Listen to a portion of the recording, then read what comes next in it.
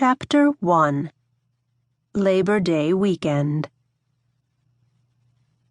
"I'm not saying I'll never marry you," I said. "I just want more time to think about it." The outdoor thermometer topped 90 degrees as a last-ditch effort to save summer heat wave invaded the Northeast. David and I bought one of those kiddie pools, the largest we could get, filled it with water from the garden hose, and slouched in it on opposite sides facing each other, motionless, listening to classic rock. Doing anything else produced a sweat. No doubt the marriage conversation had been prompted by the previous day's barbecue. David and I resumed the Labor Day tradition Sam and I started when we got married.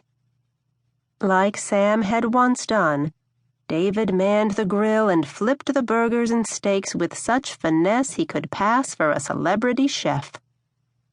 Our guests were a mix of my friends from Northampton University and some of David's friends and clientele from the art world.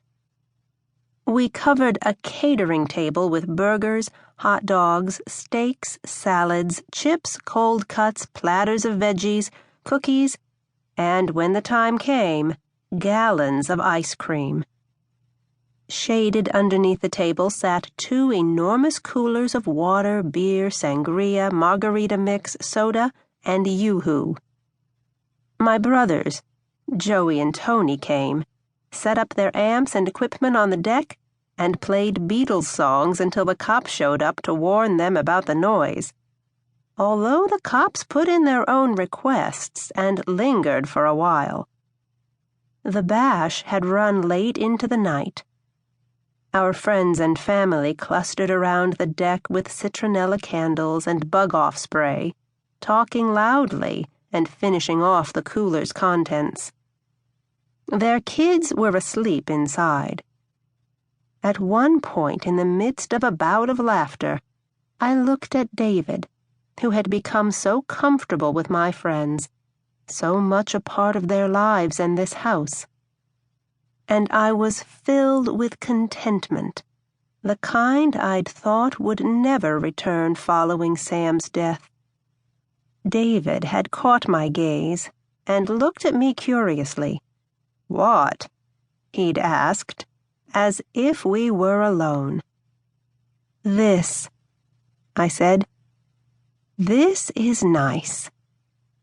At that moment, the others disappeared as he took my hand. "I want more of this." I didn't know if it was deliberate, but his thumb traced a path along my ring finger. When David and I had gotten back together for good last year, after spending almost the entire night making love and promising never to be apart from each other again, we'd negotiated several things in our relationship. For one, we decided to live in his Cambridge, Massachusetts apartment for the first couple of months before moving into Sam's and my Northampton house permanently.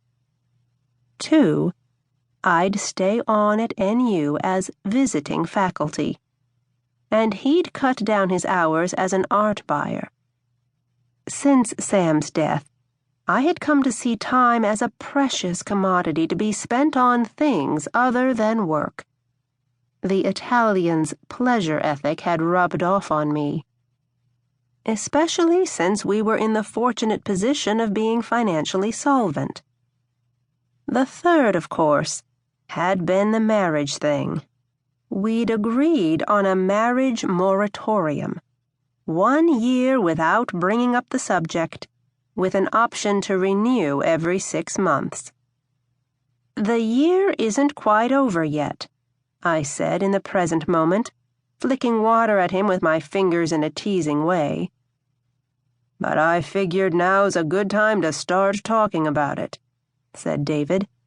"So give me your reasons for not wanting to get married." I sat up. "Well," I drew a blank. "You've caught me off guard. I haven't had the time to put together my argument." "I figured